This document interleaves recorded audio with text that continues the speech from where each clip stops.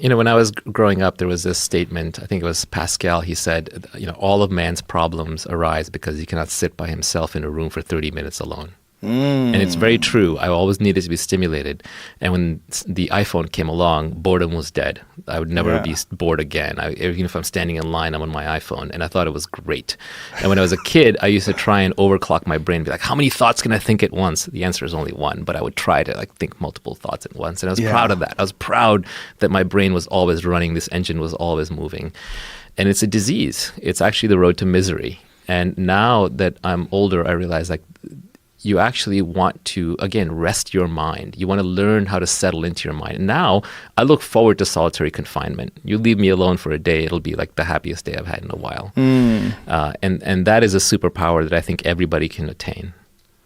The superpower of learning to be alone and enjoying it. Yeah. Yeah. Well, I think it's critical, and I do think that these times where you just think about things, just be alone and think about things, are so rare these days. And I think during those rare times is when you really get to understand what you actually believe or don't believe. Yeah, it's funny. When I first started meditating, it was really hard, right? Because I think a lot of people who listen to this broadcast, they've heard of meditation that has a good rep. So everybody tries it. They struggle. They kind of give it up. It's one of those things that everybody says they do, but nobody actually does, right? It's like not eating sugar, right? Everyone talks about how, I don't eat sugar, but then the dessert tray rolls around and everyone's going for the cookies, right? Yep. So it's become one of those things. And in fact, it's now even become a signaling thing where it's like, oh, how much did you meditate? I meditated this much. Or, there are people now wearing headbands saying with Tweety birds that chirp at them when they're in deep meditation. I don't know how they make it work, but they'll be like, I got a lot of chirps today. How many chirps did you get? Oh, right? God. Oh, your meditation technique is wrong. Mine is right. But really all it is the art of doing nothing. Okay. And it's important because I think when we grow up, right, there's all this stuff happening to you in your life. And some of it you're processing, some of it you're absorbing, and some of it you should probably think a little bit more about and work through, but you don't. You don't have time. So it gets buried in you. And it's all these preferences and judgments and unresolved situations and issues. And it's like your email inbox. It's just piling up, email after email after email that's not answered, going back 10, 20, 30, 40 years. And then when you sit down to meditate, those emails start coming back at you. Hey, what about this issue? What about that issue? Have you solved this? Did you think about that? You have regrets there? You have issues there? And that gets scary. People don't want to do that. So it's not working. I can't clear my mind. I better get up and not do this.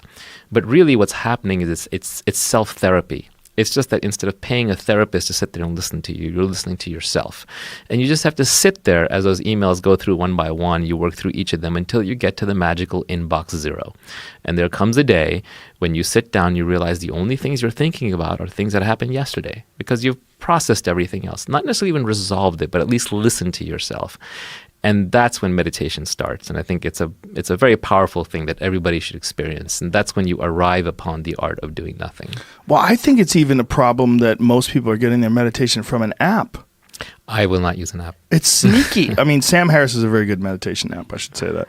But you should be able to just do it. And many people can't. It is literally the art of doing nothing. Yes. So all you need to do for meditation is just sit down, close your eyes, comfortable position, whatever happens, happens. If you think, you think. If you don't think, you don't think. Don't put effort into it. Don't put effort against it. It's all you need. Do you concentrate on your breath, or Nothing. Do you have a specific technique? Nothing.